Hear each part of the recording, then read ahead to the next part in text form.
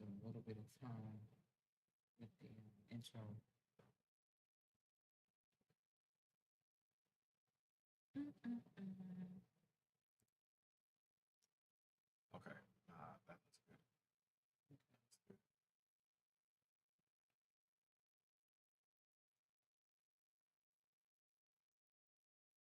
Mute here.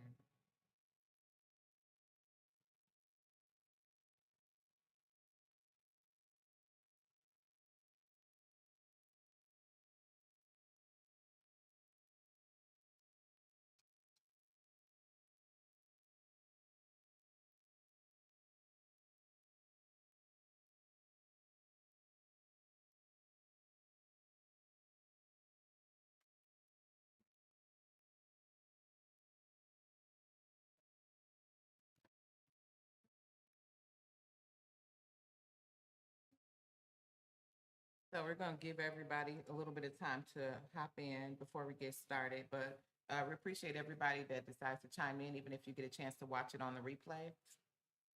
But we want to share information as it regards to the 50K 50-day juicing challenge. So again, we're going to give a little bit of time to allow everybody to get inside the live stream, and then we'll go from there. So we'll give about a few minutes before we get started.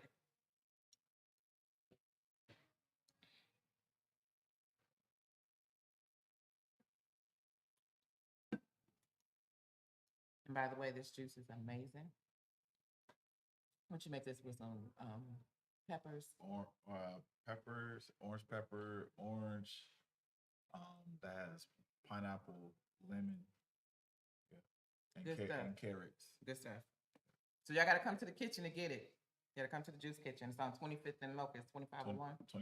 25th and North. What did I say, 2501 Locust? My bad. That's when you. It's on that's North when you- Avenue.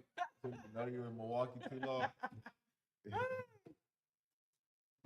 So I'm just keeping a watch on Facebook as well as on our live stream. We do want you to make sure that you're inside the different platforms so you can be up to date with what's going on as it relates to the not just the juice kitchen, but the 50K 50-day challenge. There's a page on Instagram, as well as a group directly here on Facebook that you can tap into to get the most updated information as it relates to the challenge. First of all, I always try to, as often as I can, share my testimony as it relates to how I got involved with the juicing challenge. And you guys, please forgive the lighting. The lighting is really bright, so I apologize. Just to give a little bit of a snippet of my testimony, I was actually diagnosed with stage 4 breast cancer, which actually ultimately transferred to my lungs.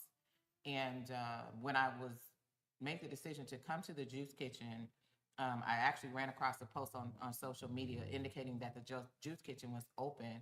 So that was my start to my journey here inside the juice kitchen. As I would tell him and some others that will come through, that when I get treatments, usually just say I get treatment on Tuesdays, come Wednesday evening through the remainder of that week, almost Friday, Saturday, I'm fatigued, can't really do too much, literally, and that's not me at all. And then so what I noticed as a result of consistently getting juice and changing my eating habits is that ultimately the functionality changed. I was able to do more, a lot more than I normally would. And I always say, juicing isn't necessarily a cure, but it has positioned me where I'm able to function on a normal basis. And my advice to people is not to wait. We function in a space where we're reactive. And I'm encouraging not just myself, but anyone that sees the vision to be more proactive in the space of helping to prevent some things. So that's where we're kind of deciding to put this initiative together, because we want families to understand the importance of eating healthy, drinking healthy, also starting to prepare your own foods and juices. So we want to encourage that within this challenge. So I wanted to, I'll come back in, but I want to make sure I allow space for him to kind of go over some things. That was as good, well. wasn't it? You know what? Telling y'all. So tell me, um, in your, with this is a question answer, but I always got questions too. So, Mhm. um, what before cancer, how was your diet? Horrible. Very. Mhm. Fried foods. My dad, in my opinion, makes the best ribs. But it was fast food. The cooking, the food that I would intake had nothing to do with like a lot of fruits and vegetables, and you can tell it. As a matter of fact, prior to the diagnosis, there were things going on wrong that I wasn't just paying attention to, and what I started to notice that once I started to kind of focus on like drinking healthier, eating healthier, what I started to notice is that I could do a lot more than what I was doing before. For example, I do graphic designs, and there were months on end that I couldn't even tap into that part. Like I love creating, absolutely love creating, and I literally wasn't up to part to even get myself to do any of that. And I know that wasn't me, but I didn't have a solution as to what I could do to change that. Mhm. And so what I've been, if y'all follow my page on social media, I've been designing. Not only have I been designing, but I've also been into a space where I'm also able to teach and instruct other individuals to do the same thing. So it just lets me know that I'm moving in the right direction as it relates to my health. So I encourage, I'm not just encouraging just me and my family. My thing is, if I can get other families to understand the importance of number one, starting juicing, starting eating healthy, and then holding each other accountable, Mhm. so that we're all getting healthy together. That's what I want to deliver as my message to individuals to start repositioning how we're moving in the space of being more holistic and healthy. Yeah. Oh, that's awesome. And so so does your dad still? I think does he still cooks the way he cooks, but he's starting to curve some of his. They're getting there. They're getting there. And a matter of fact, I always make sure when I come try to ask this often when I'm leaving the house, he'll say today, he's like, you going to the juice kitchen? Yes, I am. You want me to bring you some juice? So we have established what this place has started to mean to my family. So they understand that those, as interesting as those ginger shots are, they're good. They're vital. They're crucial to us thriving in different ways that we can on a more healthy basis. Right. So even I position, and when I push for families, I don't just do it. That's just not here's my voice just saying that for people. I bring my family here to number one is good vibes. We literally in here having great conversations, but we're also spending time with each other. So those are different ways of healing too.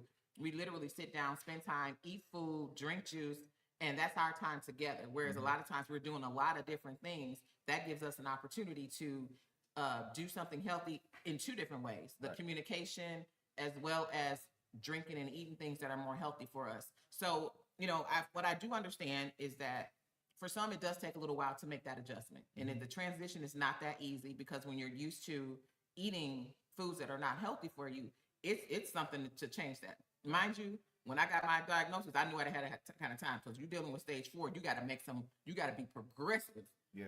in your change. So I mentally prepared myself to start changing some things right away. Mhm. But I understand that for different people who are used to doing things a certain way, it's going to take time. Right.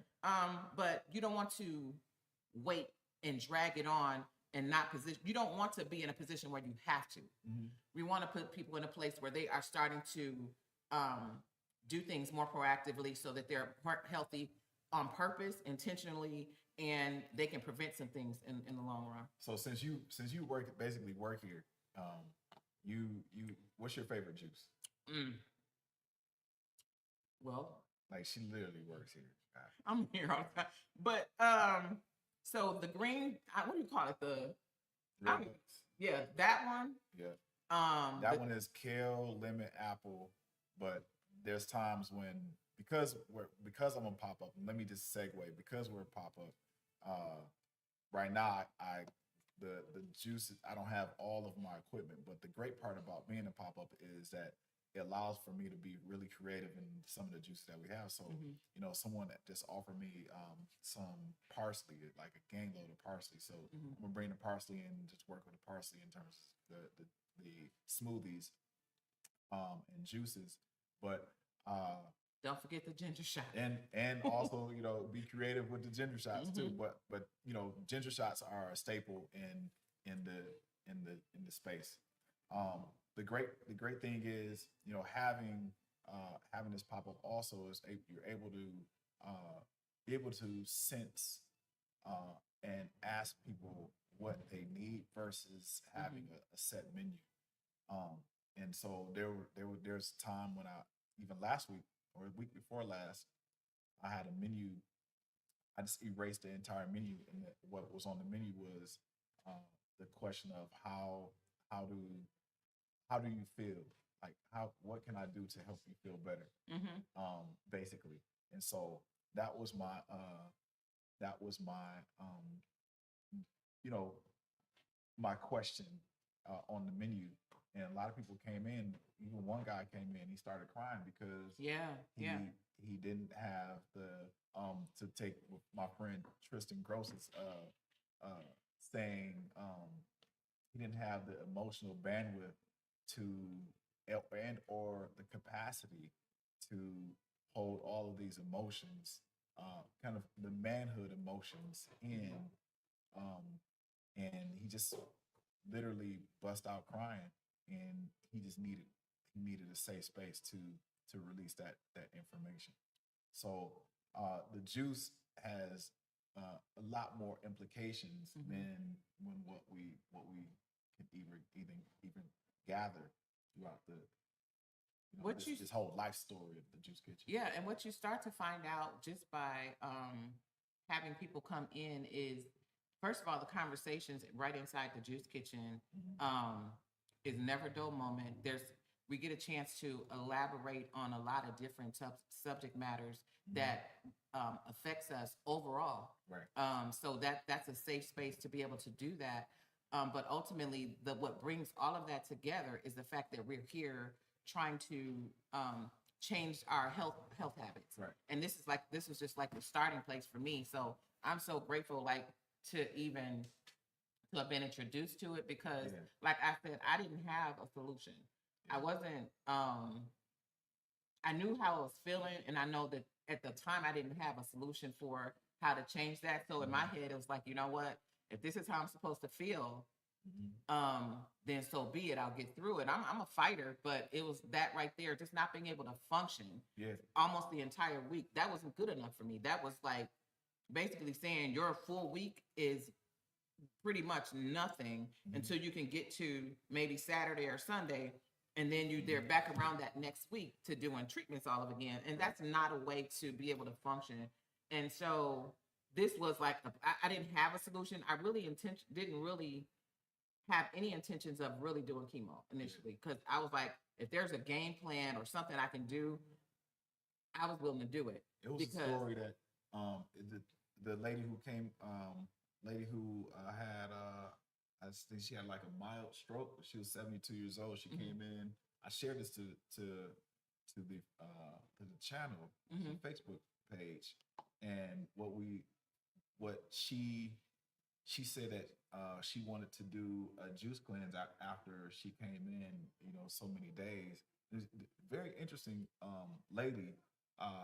Her family, she lives alone, but her family always checks on her every day, every morning, all throughout the day. But here's the interesting thing: is like, you know, and they live in Dallas, but you know what I notice is that there are a lot of older folks that live alone and have health issues, and so, you know, there comes a point where we have to take into accountability our own relationship with food. You know, as you know, as we age, and then also as we expand throughout this, you know, this earth. Like, you know, you're moving away from your family members because you want a better life, but then we're leaving some of these older folks behind.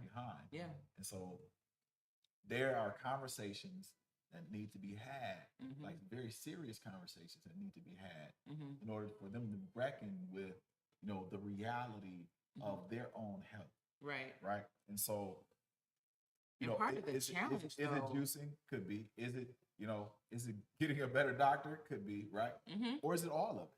I think it's all of it, because, like I mentioned before, juicing is not necessarily the cure, but it's a start. Right. And it's an effective start because, like I said, I can feel and I know the results of being able.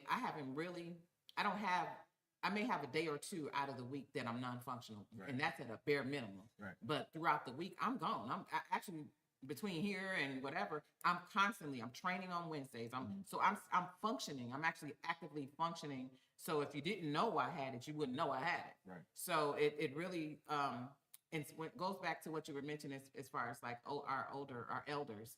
I know that they're in a place where they're accustomed to doing things a certain way, but as a young people, it's our responsibility to help to educate in a way where we can change the narrative. Right. And my parents are in their 70s, and the fact that we can have these conversations and gradually change what we're doing is a good thing. So you can never rule it out and say no, they're not going to be interested in changing their eating habits or whatever, because as long as you initiate that and do it in a way where we're on the same page collectively, make it fun. Like I said, we come in here sometimes just sit down and eat, but it opens up that dialogue. Yep. And so we don't want to leave anybody out. So we have this as a challenge, but it's for families. Right. We're encouraging families, 50,000 families in 50 days. So we're encouraging not just individuals, but we want families to do this together because it makes it easier when you're holding each other accountable. That's right. You can have more conversations around it to help, educate and inform as to what this needs to look like. So with the challenges, we want to definitely have like demonstrations to show how to make some of these juices, have dialogue to, educate and possibly work with different corporations, churches, or whatever to get the information to people so that we can expand this in a way where everybody that we can reach can start to make some changes in the right direction. That's right. So, And I think it's funny because when we came up with this, it was just like, all right, we're just going to, it's 50,000 families, 50 days, but really we want people to juice. We want people to purchase a juicer. If you can't purchase a juicer, like talk to your friends, talk to your family. Facebook Marketplace has plenty of juicers. Like I think the goal is, of course, is beyond juicing. The goal is to live a healthy life. I can foresee, children, especially my daughter. She's 5 years old, and she wakes up sometimes and she'll juice an apple, or she'll juice some other type of fruit or vegetable, and that's her allotment for the morning. But those nutrient dense fruits and vegetables can carry her throughout her morning. That can be her breakfast, right? Versus a flaming hot that we get at the corner store. If you look at the access to health, access to food in our neighborhood, especially in Milwaukee, for people who don't know, we had these stores called Pick and Save. So they're like large big box grocery store. We had 5 of them closed in a cluster of Milwaukee County area, and they just vanished. It was like, all right, one day we're open, and they gave us, for some people, it took them 2 weeks to process the closing of the Pick and Saves, but now they're closed. In response to that, there hasn't been much action, but we need a lot more action now. I think this is one of the responses. Yeah, and then on our end, just kind of what I'm doing is trying to work through a process where we can potentially work through organizations to help us come up with options as far as resources, because the part of the education process is to help you guys navigate and see how we can get these into the for those that don't have it, to like figure out what's a option to get these in front of and connected to some families. And we're not looking for just here in Wisconsin, because there's no way we can stop here. Any other state that see, or individuals in different states that sees the opportunity, understands the vision, we want you connected, because we're definitely looking for a minimum of 100 ambassadors. So I'm going to post in the comment the link to fill out the form for anyone who's interested in becoming a family that's a part of the challenge, or in ambassadors. What we're looking for with ambassadors to help to promote it through social media, make those connections with people that you know, and share the information, because the more we're having the conversation, the more we can broaden the connection to this initiative. So I am personally with ambassadors going to have like the Zoom calls on Mondays. I had it in early afternoon, but I'm going to schedule it around like 7, so we can have the conversations of what's needed, how you can be more proactive in making sure that we get the word around, things of that nature. But it's definitely needed. I have a total of 3 other cousins right now that they don't have the exact same diagnosis, but it's cancer related. And we know that we have to make some changes. This is not, and I believe they're pretty much all kind of in the same age bracket. So that's alarming to me by itself. And we have got to get in a place where we're being more proactive at this point. We can't sit around and wait for these different diagnoses before we are making the necessary steps to prevent it. And so, again, I'm encouraging as many people as possible. Number one, go on to the Facebook group page. It's a 50K 50-day challenge. You'll find it. I'll put that in the link. Also on Instagram. So anything that we're doing, you can know what we're doing and where, what we're moving around to as far as the changes that we're doing with within this initiative. The other thing is I would love to have as many people that's interested in being an ambassador. That's my key for right now. So by the time we officially launch it, I'm going to have that number of people in place to kind of get this up and running. But I would love other corporations that understands the vision to tap into this as well, because the larger scale is going to get us a huger amount of reach with families. So, and this is one of the ways, coming back to Milwaukee, we know Milwaukee's a way. It is small enough to get the word out, but then also Milwaukee is a city that that either, and I say it again, I'll say it all the time. Either it can set trends, it's a really great trend setting city because everybody knows everybody, or it can follow trends. There's nothing much in between for Milwaukee. And I'm calling out on our elected officials. We're looking at Mayor Chevy Johnson, looking at Malele Cox, looking at some of our other elected officials to help lead this charge. Now you don't have to announce it so much so that becomes a part of your daily life, but just allowing yourself to mention it a couple times will help us out tremendously. Looking at David Crowley, Russell Stamper, whoever else I didn't mention and forgot, please reach out, and so we can make this happen. I think we're not only looking at in our city, and here I'm gonna reference one of my friends, Rob Biko Baker.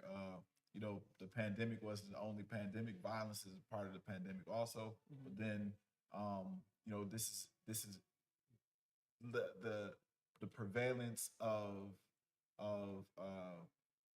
cancer, the prevalence of heart disease, diabetes, gout, yes, mental instability. It's part of so many different things that absolutely. And we're starting to see the results of it afterwards. That's right. A lot of what we didn't see before, it's very much like we see it in large numbers after the pandemic. So it lets you know there's a serious issue that needs to be addressed. And again, like I said, juicing is not the cure-all, but we want to get in a habit of making some of the necessary steps to move in the right direction. And this is what we're doing as an initiative to start in that space. That's right. So 50,000 families in 50 days. We're looking for ambassadors. Please be an ambassador. It's super easy. You can sign up with us. But then also, we're not just looking for just American-based English-speaking ambassadors. I know I have a lot of friends who are, Spanish-speaking. A lot of friends who are Spanish-speaking: Cuban, Colombian, Venezuelan, Argentinian, Mexican. I got a lot of friends and also family members that are in those those subsets But then also we have folks that are either Creole, like my folks, my French speaking and Creole speaking folks, my Haitian brothers and sisters. They're all over. So we're coming to you, and anybody else I've missed in our cultural framework here in America. We're coming towards you. We're gonna switch our language around. You know, I don't speak a lot of those languages, but hopefully we get some of our ambassadors from those cultural groups to come through and relay how important this challenge is for America and for the world. Absolutely. So, again, just keep an eye out on the groups, all the information that we'll share, the toolkits we'll provide to ambassadors, information that we'll share with the families will be inside those groups. So stay connected. 50K 50 Days, Instagram, and the Facebook group as well. We are looking at different initiatives that we can help, like with the ambassadors. Like one of the things we're going to do is for an individual who's one of our ambassadors. Whoever's recruiting the most families, the 2-night, 3-day hotel stay getaway, we'll be promoting that inside the group because we want to make sure we can provide you with something for just your efforts. Because I know it'll be a task to make those connections. So we're looking at different initiatives to just let you know we appreciate your efforts in helping us to accomplish this goal. So again, keep connected with us on social media platforms. We will in the near future be providing some more information to kind of keep you up to date on when the official start date is, but we want to strategically do this so that we can reach the maximum amount of people within the time frame that we have set. Yeah, that's it. Get you some juice. Get some juice. Come on down and have some fun. We got kids going back to school, so I'm looking for more teachers you can enroll your entire classroom. That's huge. I know a lot of teachers, a lot of my family members are educators. So especially in Milwaukee, Chicago, I got a bunch of family members in Chicago. So let's do this. Let's make it happen. I'll do Chicago, Milwaukee, Detroit, Indiana. I got family all up and down the Midwest. Make Arkansas. Arkansas, yep. Yeah. Oh, yeah. Pine Bluff and Little Rock. Let's go. Awesome. Well, we appreciate everybody that either watches it live or taps into the replay. Share this video so we can get as much information out as possible to as many people as possible. But I'm just going to say in advance, we appreciate any efforts that everyone takes on to help us push this initiative. And I'll provide contact information in the forms. I'll put it inside the comments so that you can fill out those forms so you can get started with us. Either way, we're going to be on the other side of this juicing challenge, making sure we make it happen. Any closing? When you come in, if you come into the spot, make sure we're at 2501. I'm sorry, yes, we're at 2501 West North Avenue, right on the corner. 2501 West North Avenue. We're here until 4. When you come in, you'll see Mr. Tony Courtney. Please get a reading. He does a fantastic job welcoming our folks into the Juice Kitchen family. But he's a wealth of knowledge. Please come in and check him out. And his wife does amazing vegan chefing. So listen, Saturdays be the bomb. Killing. The food is amazing. I don't know if they're gonna do that every Saturday, but it's good stuff, y'all. For real. And the juice is also amazing. That's on a daily basis. So you want to come in, not just bring yourself, but bring your family so you guys can just chop it up. I'm telling you, it's always good vibes in here. Yeah. So until next time, we'll definitely go live again to answer any questions you may have. We're going to try to keep this going as often as possible to make sure we're informing you as much as possible before we actually officially do the launch. So again, we appreciate you watching the replay. Contact us with any questions you may have. Until next time. Peace.